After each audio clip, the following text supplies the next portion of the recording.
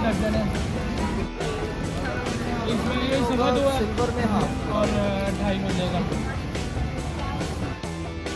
ये फुल करना है, दर्जन कितनी करनी है? लगे हाथ में।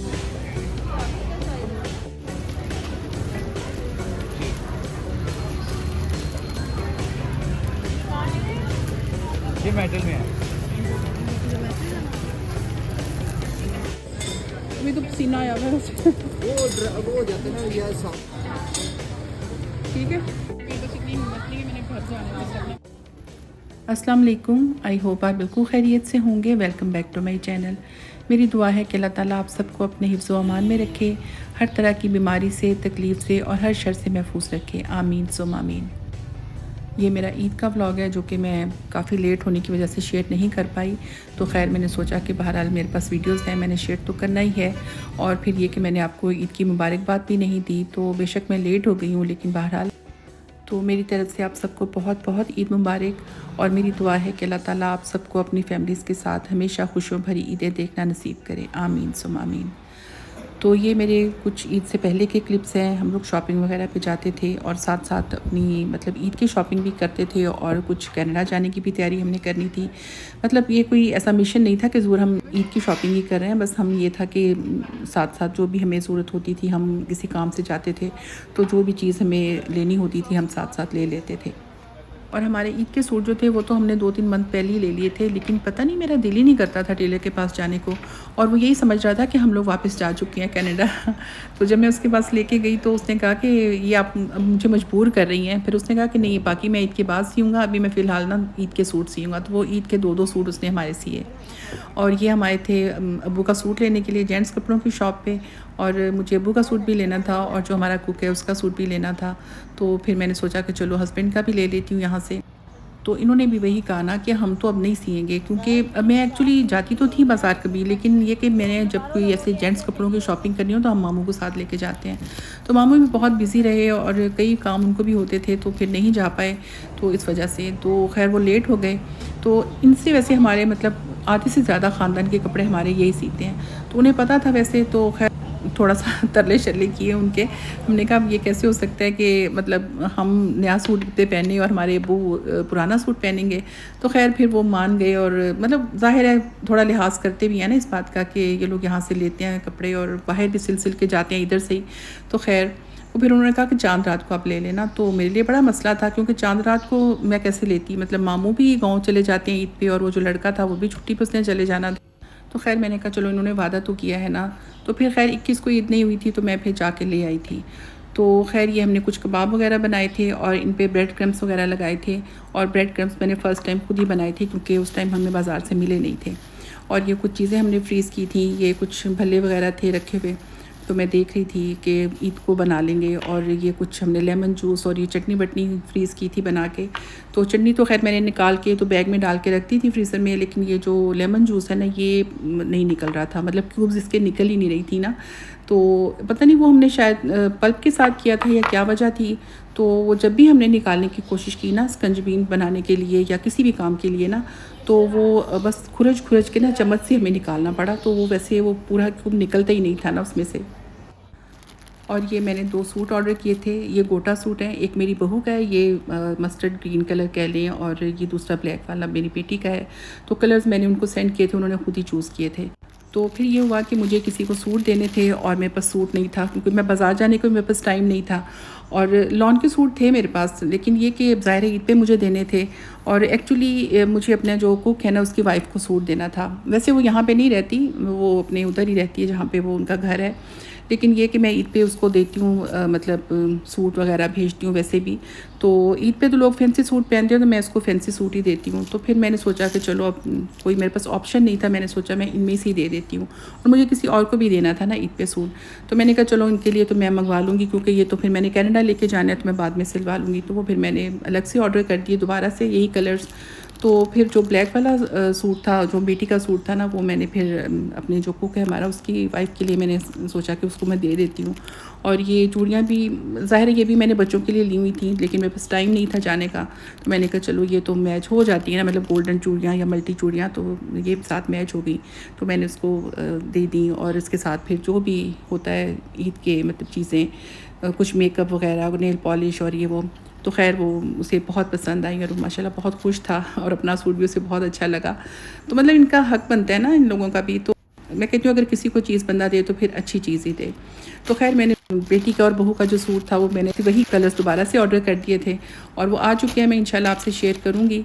और वो जिनको मैंने सूट देना था वो तो फिर खैर आई नहीं, वो भी सूट वो उसी कलर का ग्रीन दोबारा से मैंने मंगवाया था बहू के लिए। तो 2 सूट में सब ग्रीन हो गए हैं, तो रखा हुआ है। खैर तो ये सूट मैंने लिया था कुक के लिए और मैं चाह रही थी एम्ब्रॉयडर्ड, लेकिन मामू को ये पसंद था तो मैंने कहा चलो यही ले लेते हैं। तो उसकी बहुत अच्छा लगा। अब यहाँ पे हेयर मास्क की तैयारी है। तो हम लोग लेंगे हनी। कितना लेना है Honey? 2 tablespoons honey, 2 tablespoons olive oil, 1 avocado. Okay, ये भी लिया था। दही नहीं डालना इसमें? नहीं, दाल भी लेंगे तो मुझे लगता है कुछ नहीं होगा, जो मर्ज़ी पा लो। हम इसमें ऑयल डालेंगे 2 टेबलस्पून। ये खोलो। तो अभी हम लोग इसमें डाल रहे हैं 2 टेबलस्पून ऑयल। ऑलिव ऑयल है ये वाला। तो खैर कोई सा भी ले लें। चलो अभी इसमें हनी डाल। हाँ हनी डालो इसमें। और ये बेटी को एकदम से शौक़ हुआ कि मुझे हेयर मास्क लगाना है। तो बस ऐसे शौक़ उन्हें कभी कभार ही होते हैं। तो वो सब चीज़ें घर पे थी, एवोकाडो, हनी और ऑलिव ऑयल वगैरह, थोड़ा सा दही डाला था। तो सैलून वगैरह भी मैंने कहा था चली जाओ, लेकिन वो नहीं गई, बस उसकी मर्ज़ी। तो ये फिर हमने ये बना लिया। ग्लास की बैग जो है ना बहुत सारी चीज़ों में काम आ सकते हैं, इसलिए ज़रा से शॉपिंग करें, बैग संभाल के रखें और उसके बाद इसको बहुत ज़्यादा चीज़ों में यूज़ करें।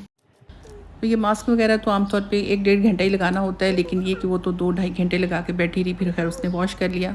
और हालांकि मैंने कहा भी था सैलून चली जाओ, और मेरा भी मतलब कोई ऐसा नहीं था, मैं भी सैलून इस दफ़ा नहीं गई क्योंकि काफ़ी परेशानी रही और इस तरह तबीयत ख़राब थी ये वो।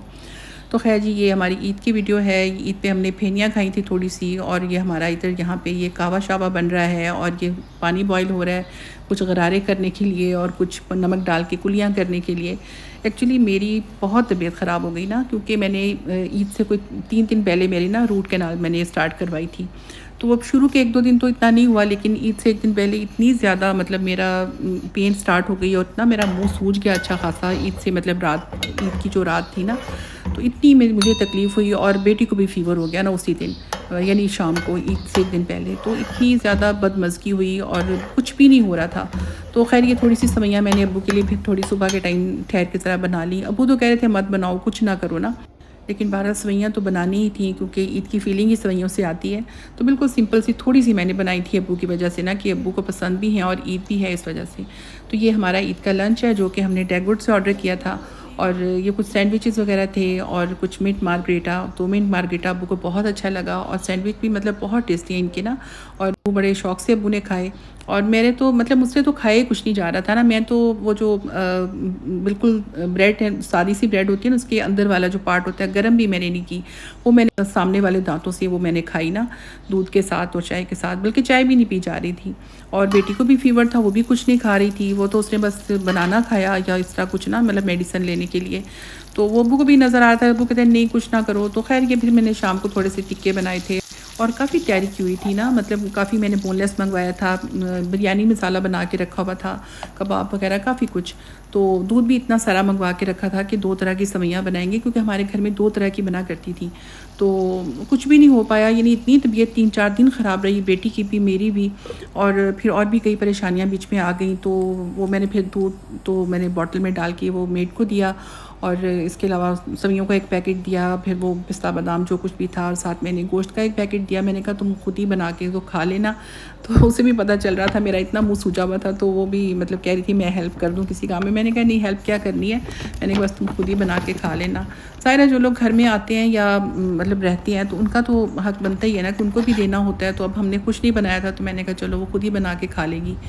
तो खैर तो ये ईद तो बहुत ही परेशानी वाली और बदमज़गी वाली ईद कह सकते हैं। और ख़ैर हमने कपड़े चेंज करके अब्बू के साथ कुछ पिक्चर्स वगैरह हमने खिंचवा ली। हमने कहा अब्बू को तो फ़ील हो ना कि ईद है, क्योंकि अब्बू के साथ तो हमें कभी कभी ज़ाहिर है मौका मिलता है ईद मनाने का, लेकिन अल्लाह का शुक्र है पिछले कुछ साल से हमें अब्बू के साथ ईदें मनाने का मौका मिल रहा है, और आइंदा भी अल्लाह मियाँ हमें मौका दे। तो खैर ये अब्बू के एक दोस्त केक लेके आए थे, काफ़ी अच्छा टेस्टी केक था ये। पैर लो केक खाओगे, बना ला थोड़ा जा शोरबा टाइप ना, थोड़ा जा कौरमा टाइप हल्का जो शोरबा रख के।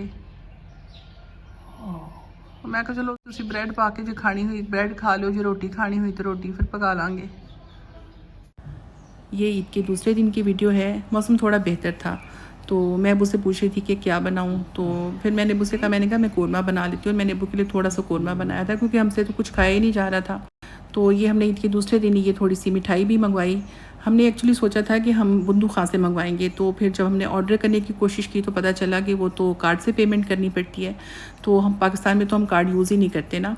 तो खैर फिर हमने बर्ड स्वीट से मंगवा ली थी। और जो ऑनलाइन हम देख रहे थे ना, इतनी ज़्यादा लंबी लिस्ट और इतनी मज़े मज़े की मिठाइयाँ थी ना, इतनी हमने लिस्ट बनाई। लेकिन जो हमारे घर के करीब शॉप थी उन्होंने कहा कि हमारे पास तो ज़्यादा नहीं है, मतलब सारी नहीं है। मैंने कहा चलें जितनी भी है ना 5-6 तरह की वो आप भेज दें। तो खैर मतलब ईद वाले दिन तो सबके घरों में मिठाई आती है ना, और हमारे घर में भी हमेशा से अब्बू लेके आते थे।